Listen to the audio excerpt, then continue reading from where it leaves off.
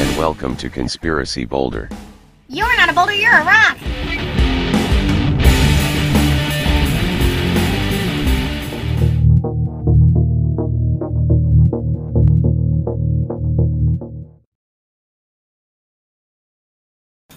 Bismillah ar-Rahman ar-Rahim. Nahmaduhu wa nusalli ala Rasul al-Kareem.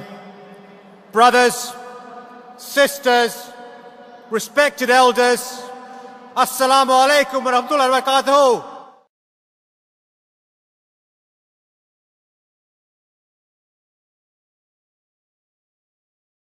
Brothers, sisters, respected elders, I begin with a greeting of peace. Assalamu alaikum.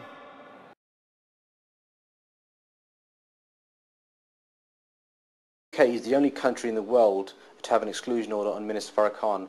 Minister Farrakhan has been to trips to Israel, to Canada, to Australia, to Europe, and there's been no problems at all, and no refusal of him being allowed in. He's been to South Africa as well. Wherever he's been, there has been no problems. His trips have been well received. There has never been any problems or any hint of any problems.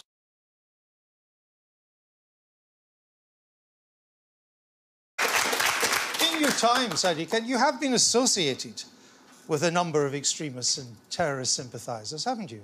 I've never hidden from the fact, Andrew, and I'll say this to your audience in London, is that I was a human rights lawyer. I acted for some pretty unsavoury characters. One of the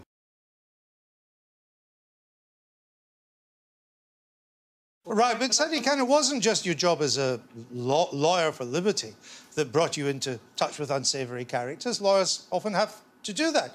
You appeared on platforms with them. Suleiman Ghani, who is a supporter of Islamic State, you appeared on a platform with him 9 times. During at least one of these times, you must have found out what he really believed in.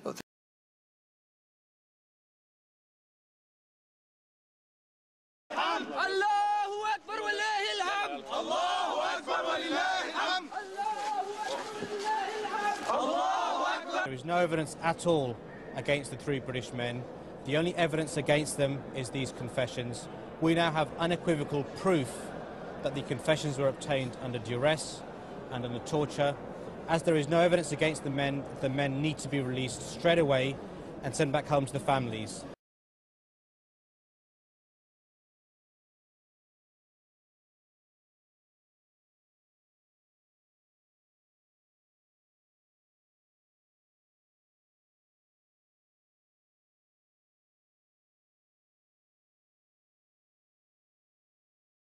In the curtain. Thank you, Mr Mayor, for your statement, and particularly for broaching the issue of the Al-Quds Day parade, where Hezbollah flags are marched through the streets of London. The Hezbollah flag, as you probably know, has a gun, an assault rifle on the front, and it causes great distress and alarm to lots of people. You did mention the loophole that allows it to happen, in that the political wing of Hezbollah is not prescribed as a terrorist organisation, whereas the military wing is. Unlike countries like the United States, Israel, France and the Netherlands, where the whole of Hezbollah is prescribed as a terrorist organisation. Now, in the Mayor's question time last year, on the 20th of July, I did ask you about that, whether you would call for the political wing of Hezbollah to be prescribed, and you would probably need to approach Amber Rudd, the Home Secretary, to do that. And you said, no, that's not what I've committed to do. But in the light of everything that's happened this year, and what you know now is maybe more than what you knew 11 months ago after a year in the job. I want to ask you again, Mr Mayor, will you call or do anything to ask and see that the political wing of Hezbollah is proscribed as a terrorist organisation in this country? Because that will close the loophole that stops people marching through the streets of London with a flag with a gun on it. Well, there's nothing stopping you writing to the Home Secretary. I will, and I hope you will wish me success. But you, as the Mayor, are in a very, very powerful position. If you do this, it will be a very powerful voice to stop this, to close this loophole. Can I suggest, Chair, that the Assembly member sends me all the letters he sent over the last year, which I'll consider, and then I'll read those letters he sent and then decide whether to do so. But I remember